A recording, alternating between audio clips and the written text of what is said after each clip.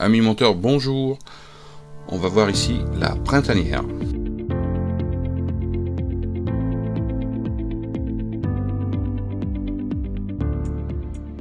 Alors on va monter cette mouche avec, je dirais, 3 composants, hein, tout simple.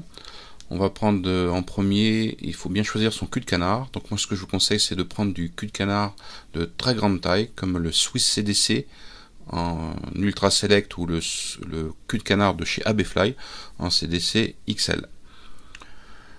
Ensuite vous allez avoir besoin d'une peau d'écureuil de chez AB-Fly. Très belle peau, vous voyez, c'est très beau poil moucheté, sombre, vraiment produit de très bonne qualité. Et ces poils sont pratiquement aussi longs que du poil de lièvre. Et en plus, avec cette mouche, on va utiliser une petite nouveauté vraiment très intéressante. Là, je vous ferai voir au cours de la vidéo comment son intérêt. Ça s'appelle du kapok. Le kapok, c'est une fibre naturelle qui a été utilisée dans le temps à faire les gilets de sauvetage. C'est une fibre qui ne coule pas. Donc très intéressante pour monter les mouches. Donc vous aurez tous les liens dans la description de la vidéo pour aller acheter tous ces matériels. Voilà, une fois que vous avez tout votre matériel, on va pouvoir débuter. Alors, je monte cette mouche sur un hameçon Daichi 1180 numéro 14. Et là, j'utilise du fil de montage du 12-0 ou du 14-0. Donc ça, c'est un petit peu en fonction de chacun. Donc là, j'arrive jusqu'à la courbure et je me mets en attente. Donc vous voyez, le kapok, cette fibre naturelle, est très fine, très légère, très intéressante. Et vous allez voir, je fais un petit essai sur de l'eau. Vous voyez, déjà, comme ça, en elle-même, elle flotte très bien. De toute façon, c'est impossible de la faire couler. Donc, je vais bien l'imbiber d'eau, enlever toutes les bulles, essayer d'enlever toutes les bulles. Vous voyez, hop, ça remonte. C'est vraiment très intéressant comme produit. Donc là, j'appuie dessus pour vraiment enlever toute l'air. Vous la plongez au fond, vous voyez à la vitesse que ça remonte. Donc pour moi ça c'est un excellent produit pour monter des mouches. Donc, vous prenez une petite mèche et vous allez faire un dubbing loop.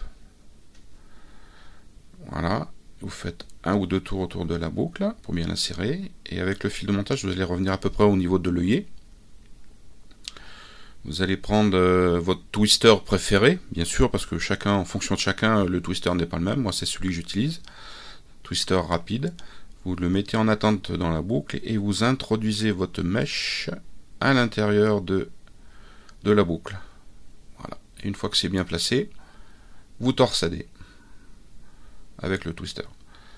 Alors il ne faut pas trop torsader, il ne faut pas que ça soit trop serré. Et là vous commencez les enroulements.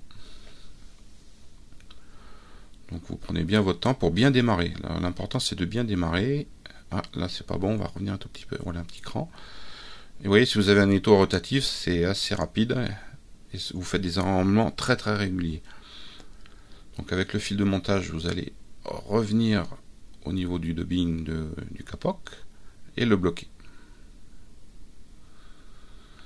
Donc vous pouvez en mettre un petit peu plus, un petit peu moins, donc ça c'est un petit peu en fonction de vos goûts. Mais avec ce dubbing, je pense que la flottaison va être parfaite. Donc on coupe l'excédent, on fait une petite base entre le dubbing et l'œillet, un petit peu régulière. Voilà. Là, on va choisir du CDC. Alors la couleur que vous voulez. Hein. Moi, je vais prendre un petit peu le jaune. J'aime beaucoup cette couleur. Vous prenez 2 plumes, 2 grandes plumes. Donc vous les mettez l'une sur l'autre. Vous les retournez. Vous les attrapez par la pointe. Et vous allez tirer les fibres. Il faut bien les tenir.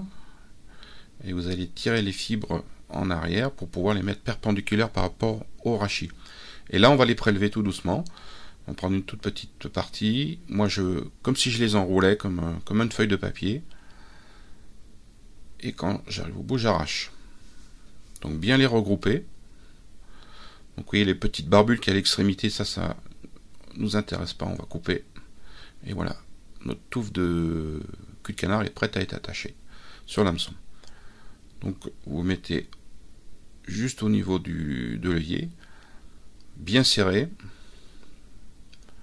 Alors il faut laisser dépasser le cul de canard de l'œillet. Faut en mettre un tout petit peu, qui soit un tout petit peu plus sur l'avant. Et voilà, avec votre ongle, vous mettez un petit coup d'ongle et vous écartez pour faire une sorte de toit de V.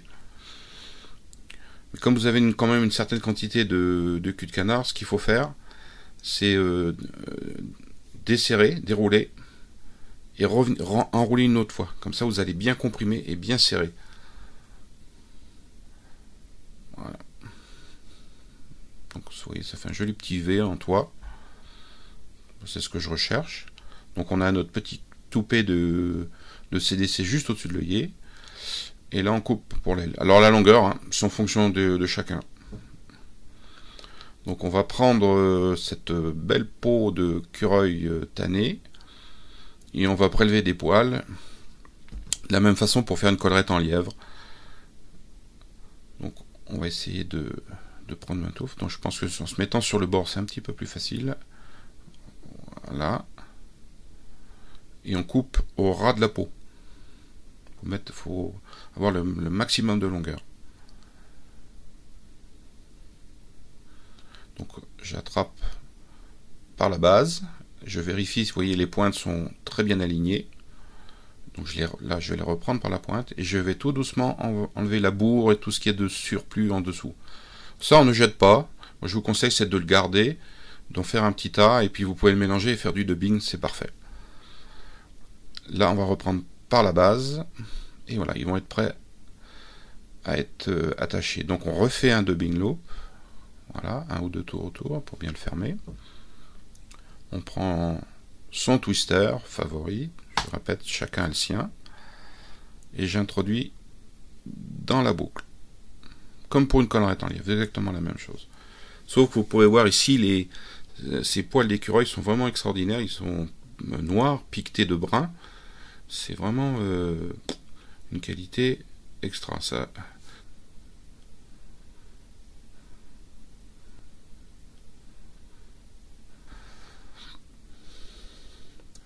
On va couper un petit peu la base et là on va torsader.